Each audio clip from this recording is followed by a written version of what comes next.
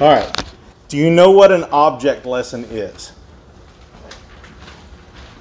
All right. What's the definition of an object lesson? Sure. You went like this. I don't know the definition, but I learned about it in a Bible class in college. Okay. What is it? Where they use something else to teach you something that's not exactly that. When you use something to teach something. That's a good enough definition. You learn the song, or no, okay. Baseball bats, right? Maggie, which bat is going to hit a ball further? The real bat? I'm going to have to go with real and toy, okay? The real bat. Why? Why is the real bat going to hit it further? Okay.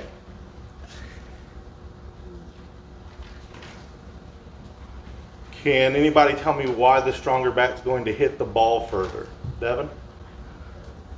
Because it's made out of more denser material. Considering the point that I'm going to make, that is a wonderful answer. Yeah. Because that's the purpose of it. Because that's the purpose of it. What happens if you throw a baseball and you hit it with this bat and you hit it right in the sweet spot and everything is lined up perfect? What happens? It goes really, really far. It goes really, really far.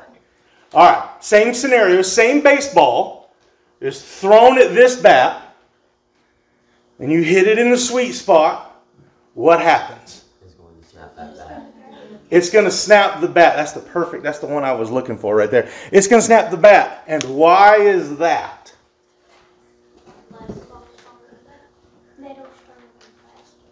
Metal's stronger than plastic, and the ball is stronger than that bat. All right, 2 readers. Maybe. 2 readers. Dylan, one more. Anybody? Melanie? Go ahead, Dylan. Matthew chapter 20. I'm sorry, we do have some in the parking lot. I just want to say it out loud for them. It's Matthew chapter 25, verses 45 to 51. Who then is faithful and wise, a servant, whom his master has set over his household, to give them their food and the proper time? And blessed it is that servant whom his master will find so doing when he comes. Truly I say to you, he will set him over for all his possession. But if wicked servant says to himself, My master is delayed, and begins to beat his fellow servants, and eats and drinks with drunkards, the master of the servant will come on a day when he does not expect him, and at an hour he does not know, and he will cut him in pieces and put him he will put him with the hypocrites. In that place there will be weeping and gnashing of teeth. Okay. The servant is meant to watch over the household. But if the servant is not of strong enough fortitude and character, what happens to the plastic bat when the ball hits it? snaps. It's not dense enough. It snaps. It's not strong enough to withstand what's coming at it. The pioneer is meant for the work, and the work is meant for the pioneer. The master has left us in charge of the kingdom, right? And if we're doing what we're supposed to, everything goes great. The parable is a warning to stay on task. Okay? The parable is a warning that if you don't stay on task, what happens? 51. We'll cut him in pieces and put him with the hypocrites. In that place there will be weeping and gnashing of teeth. Any questions? Does that work? You got to be a dense enough ball bat. Things you learned in Bible class. I'm not dense enough. Let's go with I'm not Christ-like enough, and I need to be Christ-like enough to make an impression on the bad things of the world that come at me. All right. Adults, do we have any questions before we begin? This section of Scripture, this parable itself, is told by Jesus, is recorded in all three of the synoptic Gospels, that's Matthew, Mark, and Luke. They are recorded in different wording, and we'll kind of go over the wording that is used and the differences in the words that are used as we get to them. So, let's restart with the beginning of the parable. Any questions before we begin? I have a bat. I'm going to play that card all night. All right. 2 volunteers for me. Or 1 volunteer to read it all. It don't matter. Go ahead, Drew. Who then is the faithful and wise servant whom his master has set over his household to give them their food at the proper time? Blessed is that servant whom his master will find so doing when he comes. Truly I say to you, he will set him over all his possessions. But if that wicked servant says to himself, did anybody else volunteer? Go ahead, Melanie. My master is delayed and begins to beat his fellow servants and eats and drinks with drunkards. The master of that servant will come on a day when he does not expect him, and at an hour he does not know, and will cut him in pieces and put him with the hypocrites. In that place there will be weeping and gnashing of teeth. Okay, first difference that we read of is the drinking that is included in the parable here for Matthew's. It's common in Scripture for Scripture to talk about what your soul is enthralled with. That thing that captures your attention. The way that intoxication is used in Scripture is wonderful for the point that it's making. And it doesn't really matter what drug you are on. People who are on a drug have a difficult time multitasking or thinking on multiple things at one time. And if they do try to multitask, it typically is at a lower IQ level. It's at a lower ability to function. That's why if you get really good at drinking, you're called a high-functioning alcoholic, which seems kind of ironic. And the Bible warns us against those who are mighty at drinking strong drink. The point is that instead of being about his master's business, he is allowing his activity to be pulled away, his focus to be pulled away in a different direction. And here one specifically that is intoxicating, as it is written, that he is drinking with the drunkards. And the implication there is that he's getting drunk with them. If he's drinking with them and they're going to get drunk, well, 1 for 1, that's where it's going to go. Our admonition from Ephesians chapter 5, verse 17 and 18 says, "Therefore do not be foolish, but understand what the will of the Lord is. And do not get drunk with wine, for that's debauchery, but be filled with the Spirit." There is a binary kind of opposition one to the other. You're either filled with the Spirit or you're filled with the with the wine as it's listed there. And so as the parable begins to unfold, instead of being about the master's business, he's chasing the other rabbit, if you follow the Sun Tzu reference. Second difference that we'll look at is, again from Matthew, that he began to beat his fellow servants. Beating of fellow servants is brought up and discussed. How might that apply to us?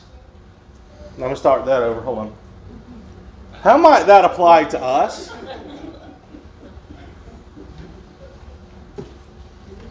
Tearing down instead of building up. Tearing down instead of building up?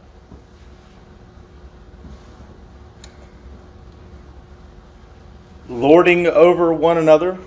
Having a domineer or a domineering spirit?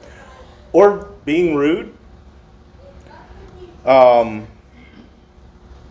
So for that to matter, and the way that this parable works out, there's one servant that's in charge, and he seems to be in charge of the other servants. Is the church set up like that, where you have a position of authority and then those who follow that authority? Okay. We're going to go with yes. And then I've got isolated 4. I've got isolated 4 positions of leadership. Elders was already mentioned. Teachers. Preachers. Deacon. I'm not going to have deacon on there because they're servants of the elders. They can't tell anybody at church what to do. But I considered it. Worship leaders, I actually have that one split into 2. Song leaders and prayer givers. I did have 5. It's just indented improperly. How could the elders beat people, so to speak? Making you learn Hebrew songs? Well, if you are not following the law like you should, it's their job to go to you and try to steer you back, to tell you that you're stepping out of line. Okay. Yes, sir? It's like me and you were kind of talking about the other day. If we're trying to get new songbooks and integrate to new songbooks, and the elders come in and say, all right, we're doing away with the old songbooks. Y'all don't know any of the songs in the new songbooks. We're going to go with that anyway, though, and y'all are going to have to learn them. That's kind of beating them, if you will. I can Okay. see that. If you're forcing the church to do something that they're not comfortable with. What was the initial question? In what way can the elders beat the congregation? Negatively or positively? That's what I was getting ready to ask. Well, he begins to beat his fellow servants. Okay, then I take my answer back. That would be negatively. How about this? But on your point, they're in charge of church discipline. I don't like your T-shirt. You've been disfellowshipped. You can leave now. How about we're going to cut the radio off, and you either come inside or you go home. Those would be. That's harsh. That's harshness, right? It goes towards, and so in that way they beat. I want to. How can the preacher beat you up? By using a bully pulpit, right? I'm going to preach against you individually and specifically. And I'm going to preach against everybody wearing a pink shirt or whatever it is, right? Teachers, I'm going to move forward, would be in the same capacity, right? They have the ability to talk and shut people down. How about song leaders? How can song leaders beat people up? You're going to find out at the end of the service. There was a church where this is a joke. There is a church where a preacher and a song leader were not getting along. This began to spill over into the worship service. One week the preacher would preach on commitment and how long we should dedicate ourselves to service. The song leader then led, "I shall not be moved." The next Sunday the preacher preached on giving and how we should all gladly give back to the work of the Lord. Then the song leader led, "Jesus paid it all." The next Sunday, the preacher preached on gossiping and how we should watch our tongues. The song leader then led, "I love to tell the story."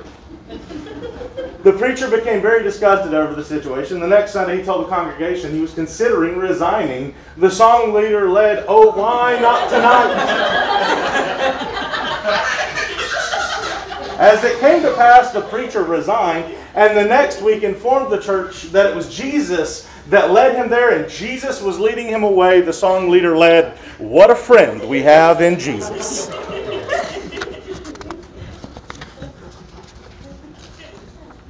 How can prayer leaders beat people up?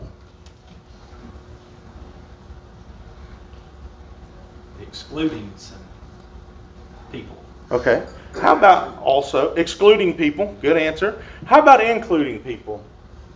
Can I use you? Okay. We want to pray for Mikey and the sin of adultery. He's not married, so I don't feel bad about doing it. And the sin of adultery, it's a plague on our country. We ask that you would be with Mikey and all of the problems that he's going through. Does that help him at all? I mean, in some way, God's going to be able to work it out, but ooh, that's wrong. Okay? So not beat people up is from Matthew 24. The last word we'll look at from Matthew 24 is the word hypocrites. Verse 51, says they cut him into pieces and put him with the hypocrites. Why might hypocrites be used in comparison with what's going on in the parable?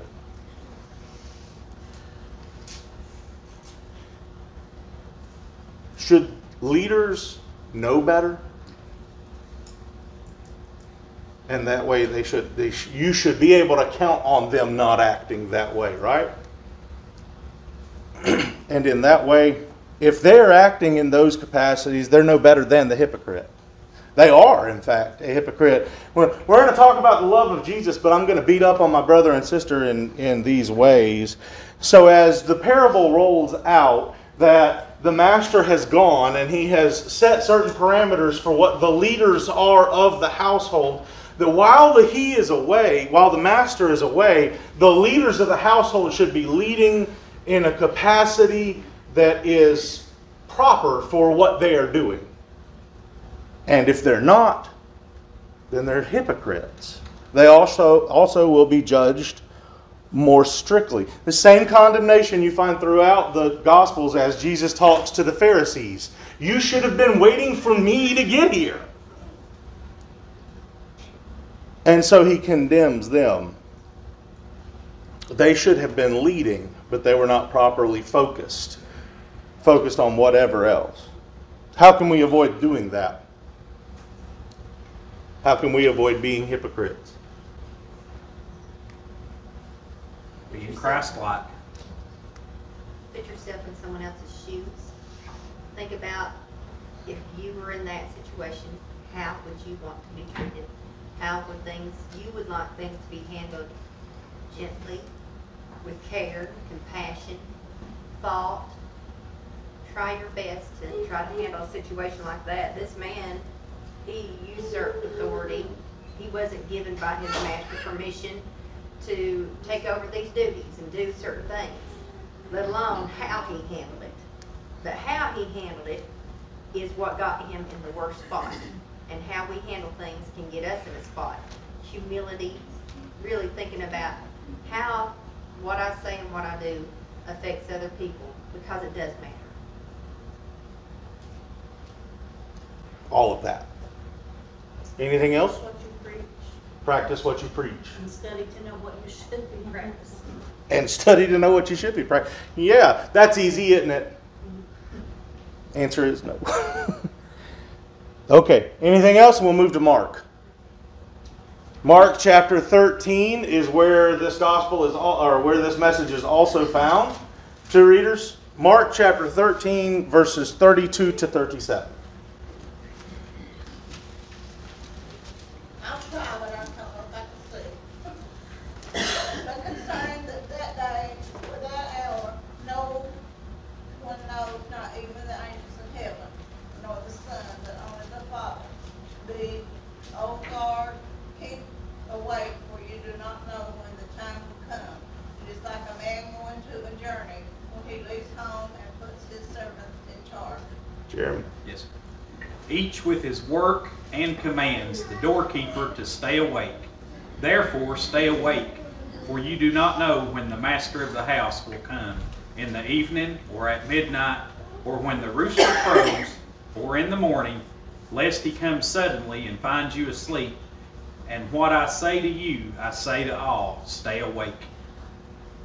3 guesses on what the point Mark is trying to focus on is. 3 guesses. Anybody? Don't delay your salvation. Be ready for the Lord to come. Stay awake. Stay awake. It took all 3. Woo! Stay awake. How do you do that? Don't delay in waiting for the Lord to come. What was your answer? Both of them worked for the support, for the why and the what to do. We discussed this last week. I think it was last week at pretty good length. We're talking about trying to stay awake and what it is to stay awake. You have to occupy your mind with things. You have to be thinking forward on things. You have to be preparing for situations. Otherwise, you're just sitting there and your eyes get heavy. At least get up and walk to the coffee pot. be ready at all times, whether you're asleep or whether you're awake. You know, he might, like you said, might come in the night. You gotta be ready when you go to bed. Absolutely. This is the only point that I have from Mark. Any other comments so far?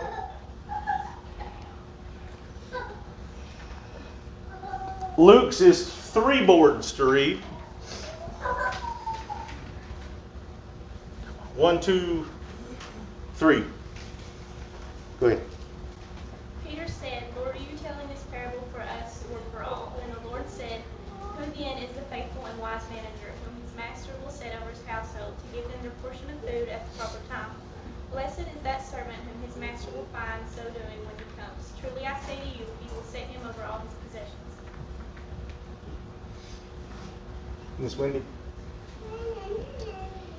But if that servant says to himself, my master is delayed in coming, and begins to beat the male and the female servants, and to eat and drink and get drunk, the master of that servant will come on a day when he does not expect him, and at an hour he does not know, and will cut him in pieces and put him with the unfaithful.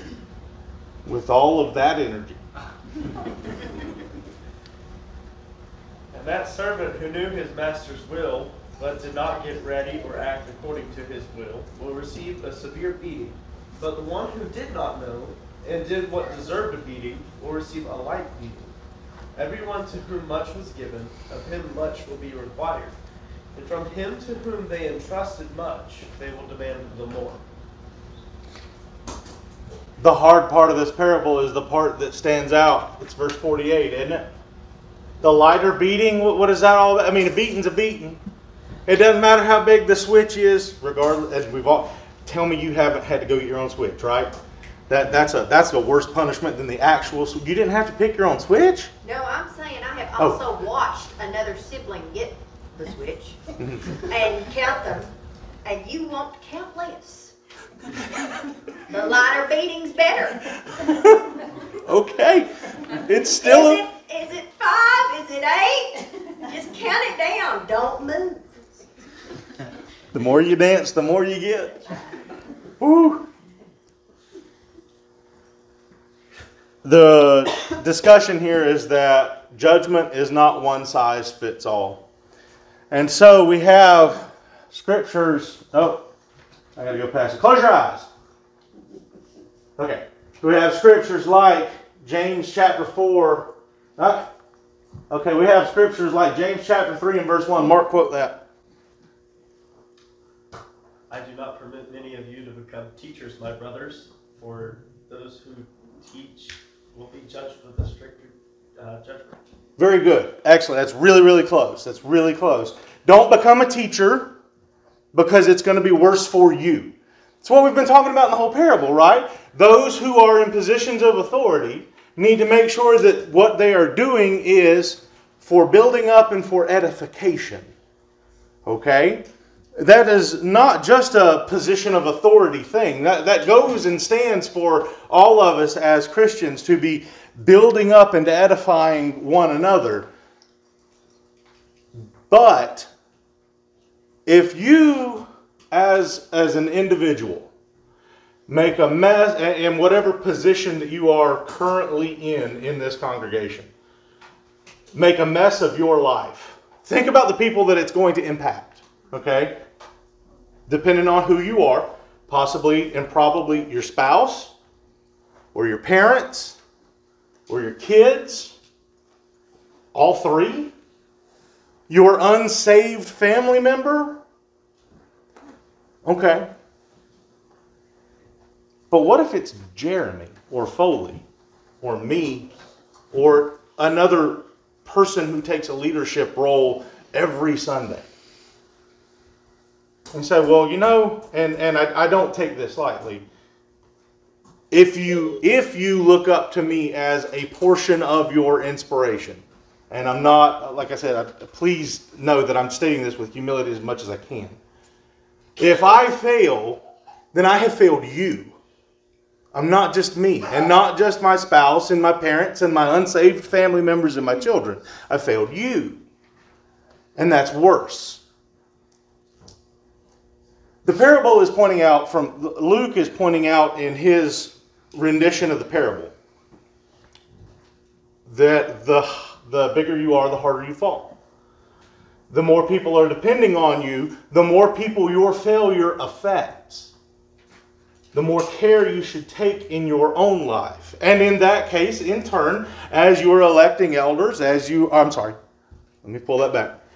appointing elders, as you are hiring preachers, as you are asking people to lead singing and prayers, they don't need to be scoundrels and scallywags. We want scoundrels and scallywags at church? Yes, Jesus came to save everybody.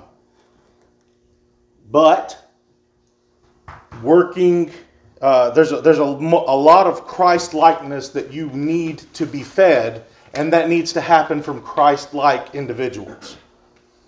Does that make sense? I tried to say that well. Yes, ma'am. Stan Lee. Spider-Man. With great power comes great responsibility. So, and that's really a lot what this is saying to you. You have great power, you have those positions that you are over people, but with that does come great responsibility. And anytime you get up in that pulpit, anytime we stand before those little children back in the rooms, anytime that we are gathered within someone's living room, we have a great responsibility. That's why we prepare. We know what we're saying matters and that we better be biblical. That's why we prepare. Well, how about this? I don't want that on me. What if you don't want that on you? Then maybe that's not for them. After all, Alexander Pope made the statement, a little knowledge is a dangerous thing, from Google. A little knowledge is a dangerous thing expresses the idea that small amounts of knowledge can mislead people into thinking that they are more expert than they really are, which can lead to mistakes being made. A little knowledge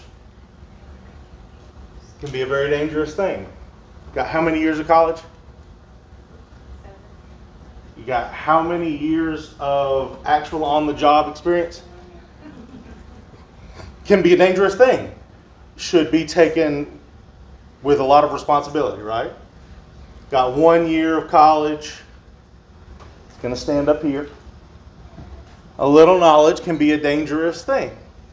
The thing about what Alexander Pope said is that we only take that little part that we like because we're a soundbite culture. Alexander Pope actually said, a little learning is a dangerous thing. Drink deep or taste not the Pierian spring. Their shallow drops intoxicate the brain, and drinking largely sobers us again. It's Old English. To explain the Pierian spring, I had to look it up. Pierian spring means inspiration, basically, where you get your inspiration from or where you get spurred forward. At least that's what I found. What it means is when you get a little taste, you got all kinds of zeal and absolutely no idea what you're doing. But if you'll keep at it, if you'll keep at the knowledge, keep at the experience, oh, well, then you'll know exactly what's going on. What does that mean for our Bible? You drink a little? Yes, sir. You know, it seems like, I can relate this a little bit. I'm trying not to, because it sounds like I mean it in the wrong way. But people who have a little bit of understanding about something, a lot of times feel as though they're more than capable of controlling bigger things. Does that make sense? Like, I don't know. Yeah. That's it. Keep You got going. a little bit of knowledge, but you don't have enough to truly be an expert, but yet you think you're an expert. You know, do you understand? Can I throw a ball to you? Yes. Can I pitch in the major leagues? No. I know how to throw a ball, Drew. I'm glad you Come on, man. I'm giving you room. Breathe. I know. I'm glad you took it. You got it. Go on. Go ahead.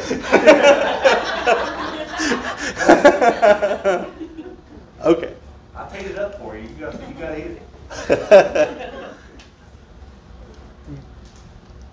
one of the wisest things we can start doing is being cautious in what we don't know. If you don't see the other person's side of the argument, there's something you don't know. They may be wrong, but if we can't understand the other side of the argument, we're not going to be able to undo the wrong so easily as throwing out a one-liner. Yes, ma'am. Would you want to ride in a car with a new driver who just received their license? They passed that test. But you're going up a real dangerous hill and environment. Or would you like to drive with the more experienced driver? And that's what it is about. Now that new driver feels they are full and ready to go. But their mistakes could be made. And those mistakes could be devastating. Is there another doctor available? Is there another physical therapist available? You're doing physical therapy, right? Is there another nurse available? Is there another nurse available? I'm trying to leave you out. I'm sorry. You're hiding behind Drew. He's got big shoulders. Have you ever done a catheter before? On a dummy. Most of them you do catheters on. Never mind. James chapter 4 verse 17. So who knows to do the right thing and doesn't do it, for him it is sin. Well, what is the right thing to do? 2 Timothy chapter 2 and verse 15. Your memory verse. Go home and memorize it. Write it on the wall. Put it on the bathroom door so you got to see it 3 times a day. Do your best to present yourself to God as one approved, a worker who has no need to be ashamed, rightly handling the word of truth. And for those of you that don't know better, I did not mean actually write it on the wall. It's from a commercial in Tallahassee. And that's what I have for this evening. We're not going to be able to get to the second parable that's on our list. We'll have to say it doesn't line up close enough to move forward, which was Luke 16, 1 through either 8, 9, or 10, depending on how you interpret the parable. It's complicated enough that I can't do it in the 3 minutes, 5 minutes that we've got remaining. The parable that we've covered tonight is that we are supposed to be about our Father's business. And we're supposed to keep track over ourselves, because everything that we say will be called into account, and that is magnified for people who are in leadership positions. But no one is exempt, as Luke taught us in Luke 12:48. Any other comments? I noticed I wanted to make a comment there at the beginning about when it was talking about cutting, and then it put it in all three. All three of them mentioned that it would cut him in two or cut him in pieces. Just to think about that it's not just, okay, here you go. It's here you go, over here, over there, over every. You're shattered into pieces when you're with those hypocrites, and when you do those things, you're not. It takes a lot more to put 2 pieces back together or 100 pieces than it does 2 pieces. That's a good lesson to take from that, I think. Anything else?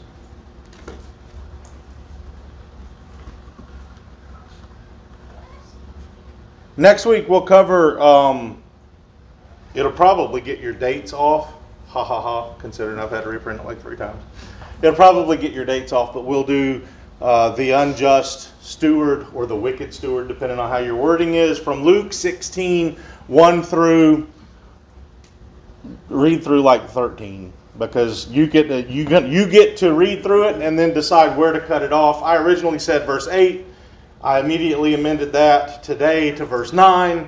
And then there's like verse 10 and 11 might be part of it. But starting in Luke chapter 16 and the account there of take your bill and write half. Thank you.